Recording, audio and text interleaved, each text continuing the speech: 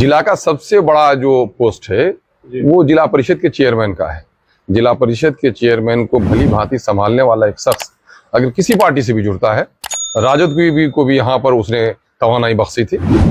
अगर वो एमआईएम में मजबूती के साथ आएंगे तो यकीनन है कि एमआईएम में भी उससे तक़वियत मिलेगी। सर, ठीक चुनाव से पहले कोड ऑफ कंडक्ट लगने वाला है 15-20 दिनों में। उससे पहले ठीक अगर सर्वोत्तम पार्टी में जुड़ रहे हैं तो क्या प्रयास लगाया जाए कि आने वाले दिनों में कुछ आधार विधानसभा से चुनाव लड़ रहे हैं? मैं कह रहा हूँ कि हमारा एमआईएम ने लीडरशिप खड़ी की है। एमआईएम ने बेशुमार नौजवानों के दरमियान में लीडरशिप को परवान चढ़ाया है और पार्टी ने अपना वसूल ये तय किया है कि हमारा हर वर्कर उम्मीदवार बन सकता है, लेकिन पार्टी सर्वे करेगी और पार्टी जो फैसला करेगी अंतिम फैसला होगा। जो मान जाएगा वो पार्टी का सही कैडर है और जो नकली है बगावत करेगा, गालियां देगा। ये तो शुरू से उसका पैमाना रहा है। क्या का कहना है कि अगर आप इतने सक्षम हैं तो अकेले लड़िए, क्यों आप हमारे पीछे पड़े? अच्छा, तो किसने कहा? तो उनके पीछे कौन पड़ा है? मैं कह रहा हूं कि मेरे 4 लोगों का वोट उसने 4 मेरे जीते हुए कैंडिडेट को छीन कर लेके चले गए, लेकिन उसके बावजूद भी हमने उदारता दिखाई। मेरी उदारता को उसने कमजोरी समझा तो उनके पास कसको लेके जा कौन रहा? अरे पार्टी के उसूल हैं, कवायद हैं, बिहार की आवाम के मौजूदा वक्त के मसाइल हैं। सेकुलर ताकतों को मुत्तहिद होने का पैगाम देना जरूरी है। कम्युनल फोर्सेस को रोकने के लिए इत्तेहाद का पैगाम देना चाहिए। हमने अपनी जिम्मेदारी अदा की है। थर्ड फ्रंट की कोशिश चल रही है हमारी। शाहनवाज साहब के बड़े भाई सरफराज को लेकर के चर्चा है कि आपके संपर्क में। बस सरफराज, अब सवाल ये पैदा हो, राजनीतिक में तो बहुत सारे लोग बहुत पार्टियों के संपर्क में रहते हैं, तो उससे क्या फर्क पड़ता है?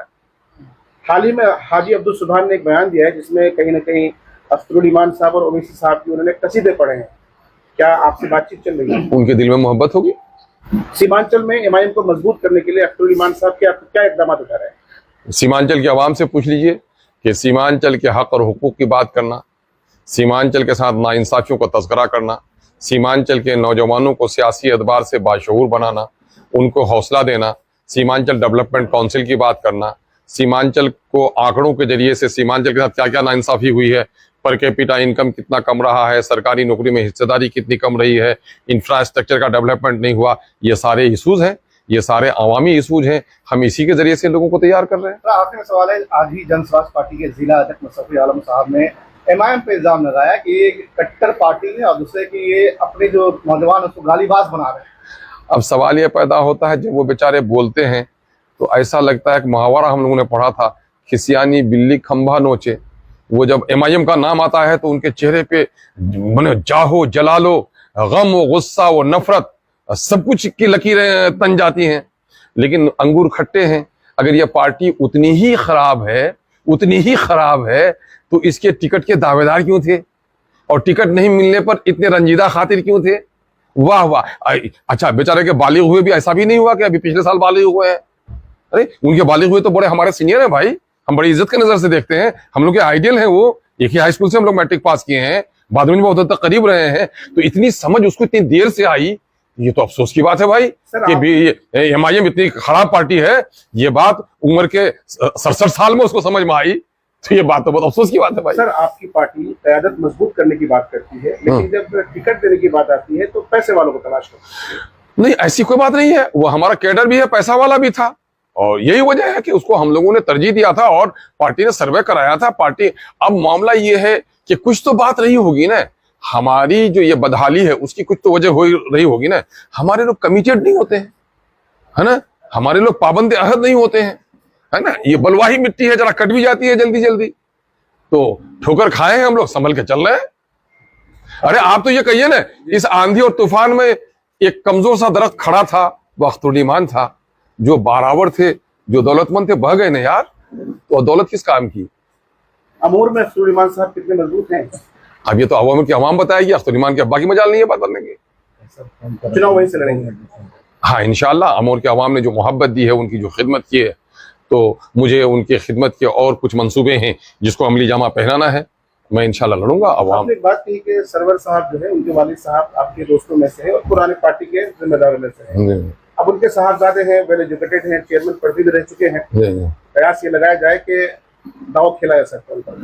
अब सवाल ये पैदा होता है कि हमारे यहाँ कई लोग हैं पहले से काम कर रहे हैं, ये भी शामिल होंगे, मुमकिन है कल और भी कोई शामिल होंगे।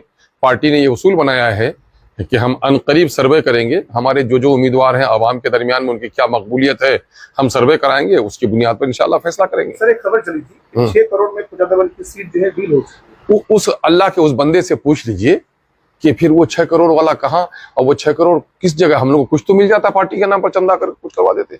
अरे ये ऐसे लोग हैं। मैं आप लोगों को भी कहता हूं मीडिया में, खुदा के वास्ते समझो ना, ये समझ लो, वक्त का वजीर हो या वक्त का बादशाह, कब्र में जाना है उसको। मने ये बग़्ज़े माविया में कुछ से कुछ इल्जाम लगा दोगे किसी पर, इसको कहते हैं गुनाह बेलज्जत।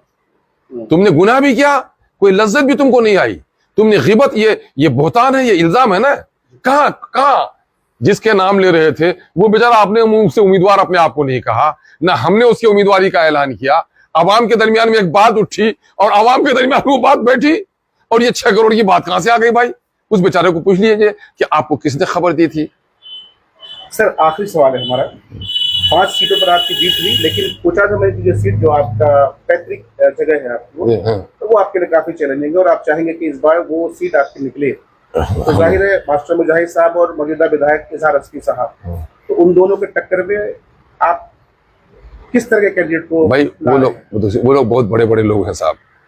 उन बड़े बड़े लोगों के मुकाबले में तो मेरा एक भी कोई कैंडिडेट नहीं है ना। लेकिन मामला ये है कि वो लोग जात से बड़े हो सकते हैं, माल से बड़े हो सकते हैं, लेकिन यहाँ की आवाम के दिलों में एमआईएम की जो तस्वीर बैठी हुई है, यकीनन है कि यहाँ हमारा मुकाबला वो नहीं कर सकते हैं। और फैसला न सिक्का करेगा, न महल करेगा, न दौलत, फैसला तो कोचाधमन की आवाम करेगी। इसलिए मुझे कोचाधमन की आवाम पर विश्वास है कि एमआईएम का कमजोर कैंडिडेट भी और पार्टी के दल बल और छल वालों पर भारी पड़ेगा।